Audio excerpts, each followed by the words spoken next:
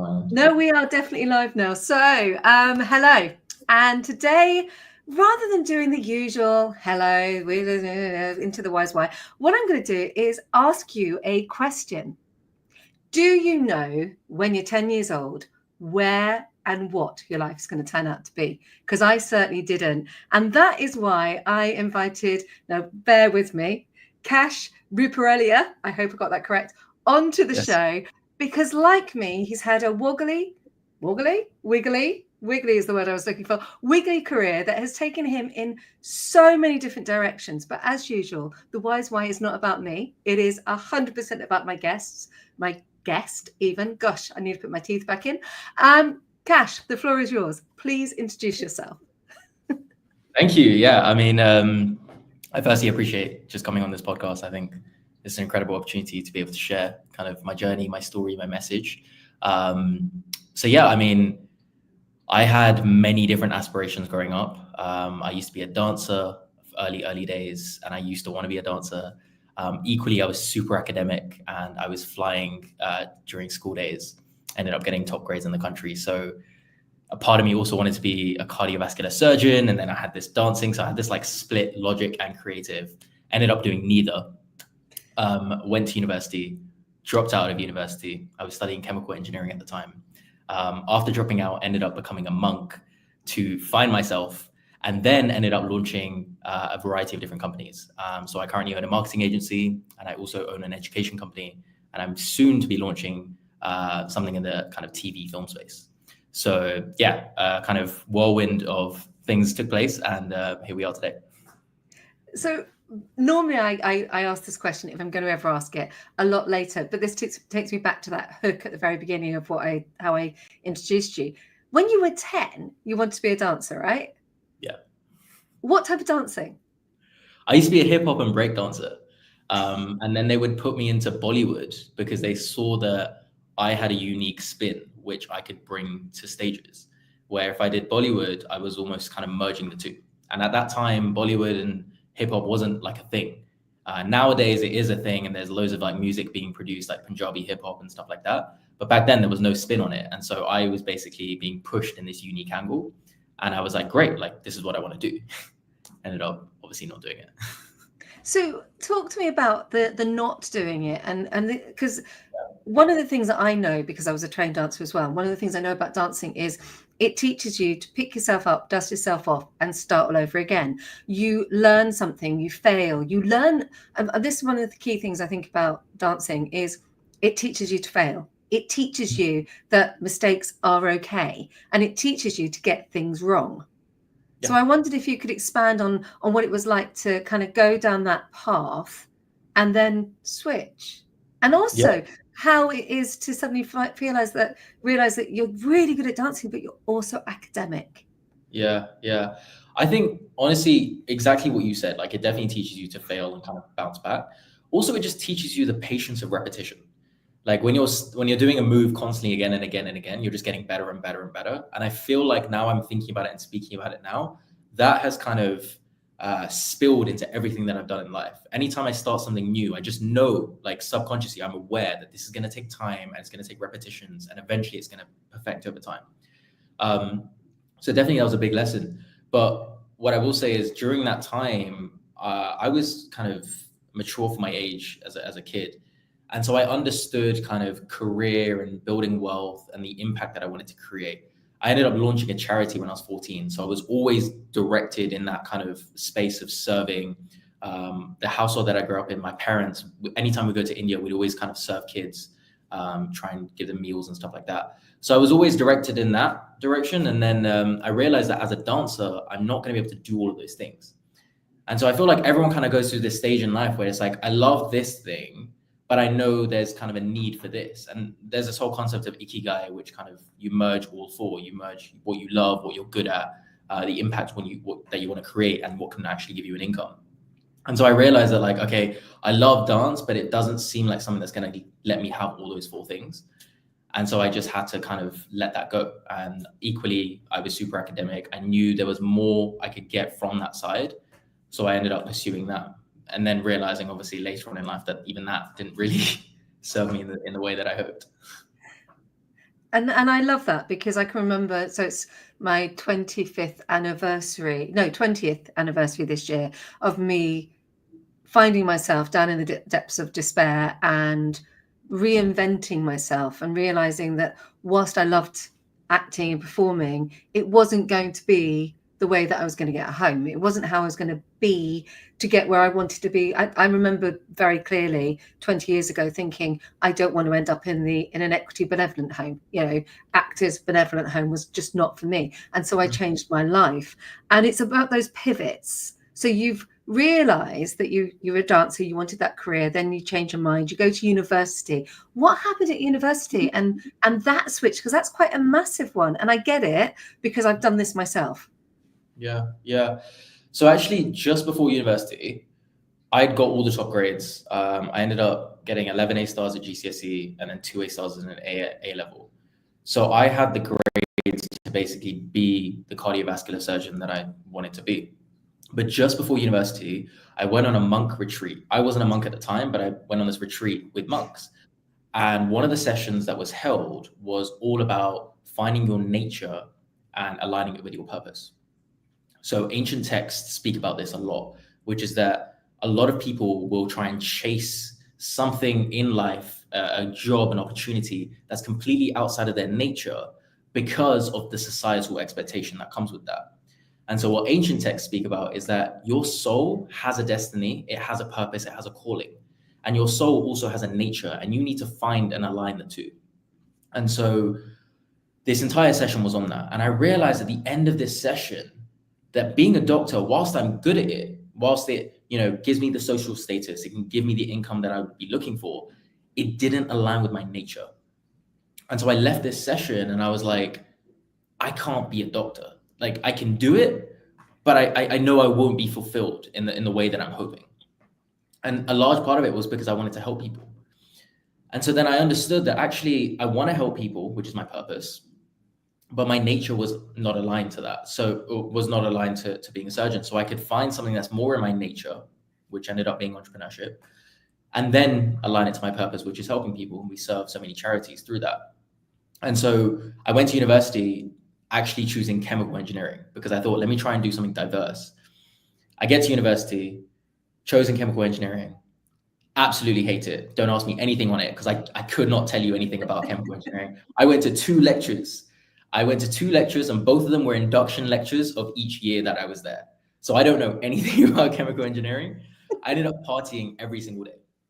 And this is what happens. This thing, we see this in life. Like, people are so misaligned with where they're at in life. They ended up chasing pleasures. They end up going, going to alcohol, drugs, whatever it is. And that's what I was doing, just on a very small scale. But I was doing that pretty much every day. I was drinking, going out, partying, trying to be as social as possible every single day. And I got to a point midway in my second year. I did well in my first year, but I got to a point midway in my second year, and I realized I'm just not happy. Like, I'm so misaligned from where I want to be in life. I'm clearly chasing external pleasures to try and fill something inside. And luckily, I'd met monks at this point. And so I went back to them and I said, listen, like, everything you said about purpose and happiness and chasing these external pleasures isn't going to give me what I'm looking for. I've realized it. Now I need to know what to do next. And so they were, advising me, talking about purpose and fulfillment. And so I realized, okay, I need to let go of university. It's not for me. I know there's more out there for me. And so I ended up dropping out. And when I dropped out, I ended up becoming a monk after that. And so, yeah, that was kind of the university situation. I just realized that this isn't for me. And there's more to life with that, with where I was at. That's incredibly brave, because one of the things that we're taught, or we have parental pressure, we have is that the word I want? Pressures? I'm not sure if that's quite the word I want, but we have pressure from society. We have expectations of what we should and shouldn't do in life. And I remember being very, very young and being at school. One of my friends was Adam Cooper, who you may or may not have heard of. And I remember having a big conversation with him. It was in secondary, going, I'm just not socially acceptable. And he went, but what is socially acceptable? It was a big debate. But you're very brave. So you become a monk, you step into that bravery, you walk away from peer pressure and all the other expectations. How long were you a monk for? It wasn't too long. Like, it was around 4 or 5 months. luckily I'd grown up around them, so I kind of knew the energy, I knew the space that I was entering into, I knew the practices, I knew what I was getting myself into, basically. At the same time, all my friends had disappeared when I dropped out of university. So it was one of those situations where it was like life was just kind of pushing me in that direction. It was like, look, you've done this life. You've partied more than most people will ever party in their entire life.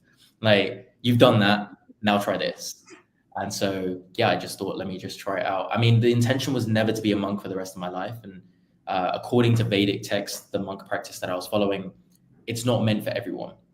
However, there is value in getting some training from it. And so I went into it with the mindset that I'm here just to learn and kind of adopt skills and training methods that I can then apply to the rest of my life. And I know that spirituality is really important to you. I know your charity work is really important to you, and I do want to touch on that. But what I'd love to know is how you came to the realization that being a monk wasn't right, and then how you launched your first business. Because again, we're going back to that bravery, because Yeah. you're not fitting into the mold. You a bit like me. I partied way too hard in my 20s, but we won't talk about that. I was very not wild. I was very well behaved. But if we could just expand a little bit on how you made that, again, that mind shift, that set to bravery, and how we move forward from there. Honestly, it was just, I want to say it was bravery, but honestly, it was more suffocation in all of those scenarios. Like, being at university, I felt suffocated. I was living an incredible life externally, but I felt suffocated internally because I knew I wasn't doing something that was of value. Actually, I had a dream. We can get onto that later, but there was a dream that really changed my entire life. Being a monk, again, initially was amazing. I felt incredible. Over time, I mean, you're sleeping on the floor, you're in very, very minimalistic environments, you're waking up at 3, 4 a.m. every day, you're serving throughout the day, you're meditating for like 4 or 5 hours a day, and then you're you're trying to sleep early. So it's like, it was just a very intense lifestyle. I got to a point where I was like, I love this, but I don't think it's for me. And so I think it just, in both of those scenarios, I want to say it's bravery, but actually it was just more suffocation internally. Yeah. Okay, so you got out, and then where did you go from being a monk? What were your steps? Because I know that my steps, and I don't talk about this very often, but my steps to relieve the situation of where I was in, and I'm going to share it with you. You're the first person I've ever shared this out live. My step to get away from my situation was to actually spend time in a women's refuge. And very similar to being in your situation, my situation, I was suffocated in, and I got into the women's refuge, very bare, not a huge amount there, plastic mattress. Yeah. It's beautiful. And that was a moment, and I was there actually for about 4 months as well, whilst I worked out my next move. So I'm wondering if you could talk a little bit about how you got from being a monk to that journey there, because I know mine. Yeah, I think so. Business was always in me. So I started my first charity when I was 14, which was technically its own business. It was a dance school, and the profits were going to go to a charity. That flopped, majorly flopped. And then just before university, I equally on the side had a clothing line that I was running that was also generating income. And that's where I learned about digital marketing and Instagram and all this stuff. So business always kind of was there. It was always just like, my mind was always in that direction, thinking of the next idea, thinking like, okay, I could start this. Like, I would just sit there like analyzing businesses just for fun because I'd be curious about how they were making money. And so when I left the ashram, it was like, it was almost kind of just the inevitable next step. And thankfully, what had happened was a friend of mine had reached out. And this friend had basically mentioned that, look, I'm trying to grow my social media. I remember you were interested in this at university days. Can you help me out? And that friend was the UK's youngest millionaire at the time. So I ended up basically scaling his account to 20,000 followers myself. And I was like, okay, cool. Like, this is something I'm good at, and this could be the next thing. So basically put a team together, started getting more clients, and then slowly scaled from there. And now we're a team of 30, 35 people now. It's incredible, absolutely incredible way your journey. And now, of course, I want to ask you about your dream. Oh, I had this dream. Like, I don't talk about it a lot because it was something that was so subtle but so life changing. I had this one dream. It was so vivid. I was in my university flat at the time. It was in King's Cross. I was in a basement room, and for some reason, I was in this dream, and there was people who had broken into our home. And there was four of us in the house. People had broken in, and everyone in the house had basically one robber with them. And the robber with me, he had a knife behind my back, and I was like, and it was a really scary dream. I remember like actually having tears in this dream. And the reason I had tears is I was looking down, knowing there was a knife behind my back, and I was just crying. And I was crying because not because I was about to die, but I was crying because I hadn't done anything in line with my purpose up until that point. I was crying because I was like, I have so many more people to help. I have so many more things that I want to do. And I've just wasted all of my life until this point. All I've done is parties and like drinking and going out with friends. I've not done anything impactful. And so I woke up from that dream, and it wasn't like this magic moment, like, okay, I'm going to change my life. I just sat with the dream. For the next 3-4 days, I sat with the dream. I used to smoke at the time. It just so happened by the end of that week, because I'd been meditating on this dream so much, I ended up stopping smoking because I was like, all I'm doing is just, reducing my lifespan. So I ended up stopping smoking. I then slowly started meditating more on like, okay, my purpose, what do I want to do? And that was the moment that I started to really make some dramatic shifts. It was in a couple of months from then that I ended up basically dropping out of university. Wow, that is a really, really powerful dream. There is that moment that your brain will tell you if you're in the right place or not. Whether it's your brain, your subconscious. I have some really powerful dreams. I have some which are not so good, but that's not surprising where I've been. Just out of interest, how did you get? Because you've always talked all the way through from the very beginning. You were what, 14 doing charity? You launched your first charity. Yeah. If we could just talk about that and how you're even now, your spirituality and everything that you do, because I know you've got a really big dream that comes with helping others. So I wonder if you could expand a little bit on your charity dreams and aspirations. I think for me, it's just, I'm driven by impact. My whole life is all around, I never want to leave this planet knowing that I haven't made the most amount of impact that I could have made. And we forget, like, impact comes through who we are, the words that we give out, and equally the actions that we do. And so I'm always conscious of that. From who am I today? Is that being impactful towards others? What are the words that I'm sharing with the world? What is my message that I'm sharing? And equally, what am I doing, right? The charity projects that we have. So growing up, it was always about how can I serve people? How can I make a difference? I launched a charity because I thought, I just felt a need, a calling. I remember I was listening to Man in the Mirror by Michael Jackson. And he speaks on this, right? Like, he's always on, like, the entire song is about it. And I was just getting so pumped up through this one song. And I was like, what can I do? How can I serve people? And immediately it was like, well, I know how to dance. Let me start a dance school. And that was it.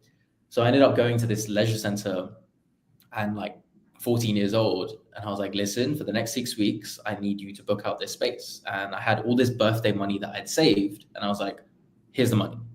And they looked at me and they were like, you're 14 years old. There's no way that you can like book out this for the next 6 weeks. And I said, listen, I know what I'm doing.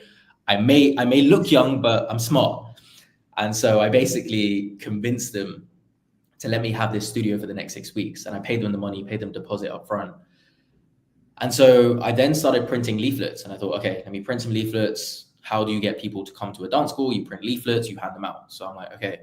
I remember every weekend for a few weekends before, just handing out leaflets to anyone in the leisure center. I remember spending like hours on a Saturday just there, just handing leaflets out, hoping that these people would come to my dance school. I told my friends about it. I made a Facebook page on it. Like, everyone knew that Kash was running a dance school. And it came to the first day. I had prepared the rehearsal. I'd chosen the song. Everything was done. I even had water bottles and all this stuff like laid out. I was like, I want to make sure I'm super prepared. So I got there half an hour earlier as well. I get there half an hour earlier. I'm waiting. I've think, let me re-rehearse. So I start re-rehearsing. It gets to around 10 minutes before I take a break, and I'm like, okay, people are going to start coming now. Let me wait. So I'm waiting. The clock strikes. No one's turned up. I'm like, maybe people are late. 5 minutes pass. 10 minutes pass. 20 minutes pass. One guy shows up 40 minutes late. And so it's the first session. I'm expecting 30 people. One person shows up. And that one person was just a friend. So no one really showed up. And I went back home that night and I was so heartbroken. I wasn't heartbroken at myself. I actually started blaming God, because I was like, how could you stop a project that I was doing to help people? How could you not let that be successful? Right? How could you not let this thing that was going to serve thousands of people and fund so many, people who needed help, how could you not let it be successful? And I was so heartbroken. I remember thinking something needs to change here. So I went back to the leisure center and I said, listen, like, I can't do this for the next 6 weeks. And they looked at me and they're like, we told you, you're 14 years old. You're not gonna be able to book this out for the next 6 weeks. And that in itself was so humbling. The guy said to me, I mean, we all know the Apprentice show, right? TV Apprentice show. He said to me, listen, we're gonna give you a refund because you're 14 years old, but maybe you need to watch a few more episodes of The Apprentice before you come back to us. I remember just like accepting this blow, and I was just like, I don't even know what to say. And again, I'm still angry. I'm angry at God. I'm angry at everyone, because I'm like, I tried to do something good, and what has happened? And so I went back home, and for the next year, I was like, I'm not doing anything. And that was when I was so focused on just being a heart surgeon. I was like, entrepreneurship, building ventures, just not for me. Let me just stick down the academic route. I'm good at it. Let me just keep going there. But for some reason, things just kept calling me back. It's just, I took so many lessons from it, because the one thing that I did realize as I got older after that was that I could have been angry at God, but ultimately we just forget that people with good intentions equally need good strategy. Yeah. And so a lot of bad people in this world, I said this in another talk as well, a lot of bad people in this world, they have a lot of wealth and a lot of influence because they have strategy. And we just need the good people to have that same level of strategy. And I was missing that. And that was when I started to make the impact that I wanted to. So how did you get that strategy? Because you've definitely got it now. So what were I look at you and I am blown away. We met and I've had this conversation and I walked away and went, what an inspirational person you are. Everybody who comes on this show, I deliberately want them to inspire me, because if you inspire me, then you'll inspire my guest. And that's kind of how it works. And you really have just grasped the strategy. 14, I remember, what was I doing at 14? I was raising money for charity, and I was doing it okay, wasn't doing it very well, but I did raise money for charity. But I wanted to raise more. I had a target of 1,000 and I raised 300. And I remember being crushed on that. But that taught me about strategy, and now obviously where I am today. So how did you get that strategy? Because as much as The Apprentice is a really good show, and I've got a lot of respect for anyone who's brave enough to go on that program, because I'm not, but anyone who's brave enough to go on it, and anyone who is brave enough to ask for Alan Sugar's help, great. But you're not necessarily going to get the strategy from watching The Apprentice. Yeah. I mean, he said that more as a sarcastic kind of just, let me just blow this 14-year-old at the time. But I think for me, it was honestly just, and this is just a life thing, it's just experimentation with reflection. It was like, I'm going to do things and I'm going to reflect on everything that once I've done it. And so I did that. I did the charity, I reflected after it, and I thought, okay, what did I do wrong? What I did wrong, honestly, was I leaflet marketed. I was going through this, like, the market of the world was changing at that time. Digital marketing was getting better, and leaflet marketing was dying for what I was trying to do. And I didn't realize that. And so the next venture I did, which was the clothing line, that was why I didn't do any offline marketing. I went straight into digital. I grew an Instagram account and then was leveraging influencers and stuff like that to grow this clothing line. And so honestly, it was just experimentation with reflection. It was understanding, okay, what went wrong and what do I need to change for next time? And if I don't know what to change, what experiments can I set up to get to the answer to finally kind of make that change?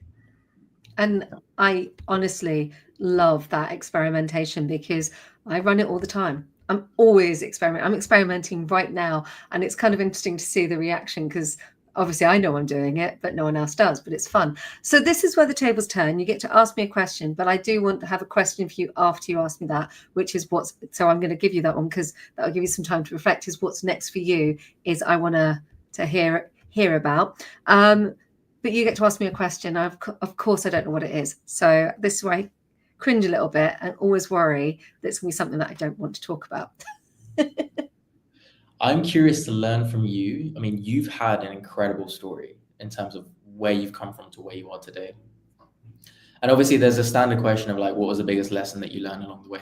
For me, I'm more curious about, yes, there's lessons, but what's the identity you had to shift into in order to become who you are today? Like, what shifts did you have to make? Yeah, I had to say goodbye. I had to realize that as much as my dreams and aspirations, so I wanted to be an actor from ever since I can remember, because I'd been born with I couldn't speak till I was 6. So communication was something that was really, really important to me. And I started acting when I was 8.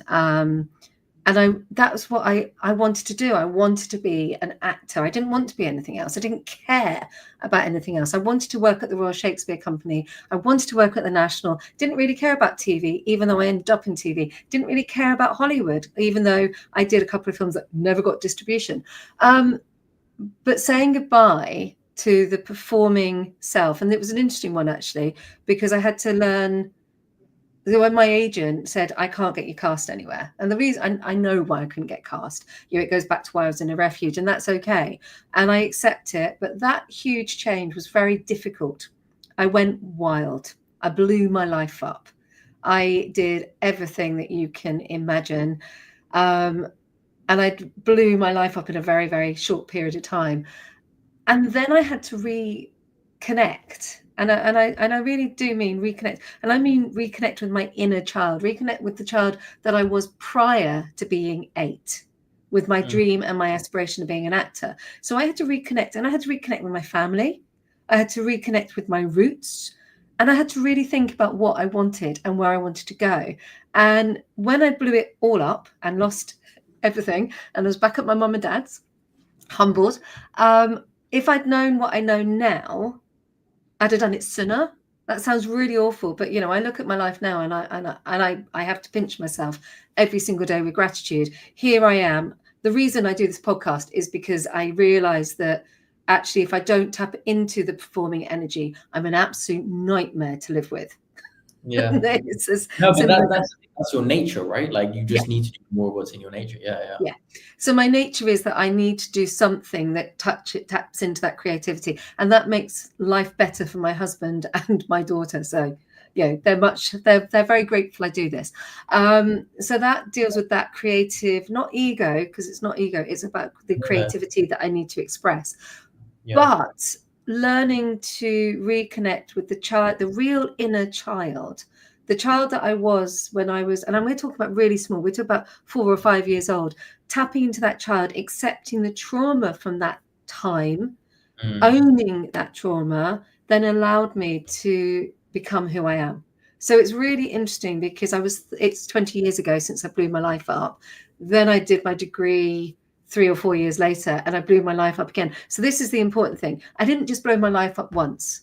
I blew it up in a series of sessions from about the age of 30 to 37. I kept blowing my life up because I was in the wrong place. I was doing the wrong thing, and I wasn't aligned. And I'm not saying that meeting Dennis is what settled me, but I am going to say that meeting Dennis gave me the roots that I finally needed. And I have now been rooted for 15 years, and it's a little bit scary, but it's also quite nice. So I hope I've answered your question there. Yeah, no, absolutely. So I want to know, I want to know what's next for you, but I also want to know, just as we're signing off, who's inspired you, who's been there and caught you every step of the way when you fail? Because I know for me, it was my family, it's my husband, but it's my friends as well. And that's really important to me. So who supported you and been there? And also what's next? Who support? Honestly, my family have just been rocks. Like my parents, my sister, like we're all best friends. I love them all to bits. And the thing is, I say this as well, like when I was dropping out of university, they were not happy about it. They were also very, very cautious. But what I loved about them is that they just accepted it. I didn't need backing. I just needed acceptance, and they were willing to just accept it. And only once they saw, because the thing is, when you're on this entrepreneurship game or doing anything that's outside the norm, no one is going to get your vision because it's all in here. No one is going to understand why you're doing what you do. And you just have to accept that. But for my family, what I just needed was acceptance so that they wouldn't kind of pull me down. And they did that. And I'm so grateful. But then after that, it was just massive, massive, massive amounts of support. And they continue to support me. And that time, that was their support, their acceptance. So definitely from a supportive angle, my family. In terms of inspiration, I think it would have to be, I'm inspired by everyone. I know that sounds crazy, but like I'm inspired by like even your story, even all these big creators, even these big entrepreneurs. Like I take little bits from everyone. And for me, it's just about, okay, I have this whirlwind of things that I'm doing. From a spiritual angle, I'm trying to develop as much as I can. From a business angle, I'm trying to build as many businesses as I can that are super successful. From an influence angle, I'm trying to create massive amounts of influence and then impact as well. And so in all of those spaces, there's incredible people who are doing so many incredible things. I'm just taking inspiration from each one of those people. So it just, honestly, it's just everyone. Anyone I speak to, anyone's lessons, anyone's stories, I'm just always inspired. Brilliant. Yeah. And what's next for you? Come on, you're not the kind of person who's gonna stop. Yeah. So no. What's next? Honestly, what's next is it's now. So the realization that I've had over the past few years was, well, initially it was build businesses, make impact, right? So the business funds charity projects. The charity projects can make impact. The business itself can also create impact. Then I went through the realization in the past couple of years, which was that I can continue doing that, but it's going to take me a long time if I want to make the level of impact that I want to create. I think about, you got Justin Bieber and you got a guy called Mark in Northampton who runs a 100-man company, very, very successful company. Who's going to get, versus Justin Bieber, who's going to get more income, more opportunities, and create more impact with less effort of the two? And the answer is Justin Bieber, because he has more influence. And that's just the reality. With more influence comes more opportunities and equally the ability to create more impact. And so for me now, going forward is going to be, how can I create more influence? I do it a lot for my clients through the agency, but now it's about how can I do that for myself so I can make the level of impact that I want to create. Brilliant. Well, thank you so much for your time this morning. I don't think the comments were feeding through. I don't quite know what's gone wrong with the software. So we will have a look later. So I apologize if anyone's put a comment up there and we can't see it. But thank you so much for your time today. I really appreciate it. I'm super grateful. This was an incredible one. And also I got to learn more about your story, which I really, really loved. So thank you. I appreciate that. No problem. Thank you.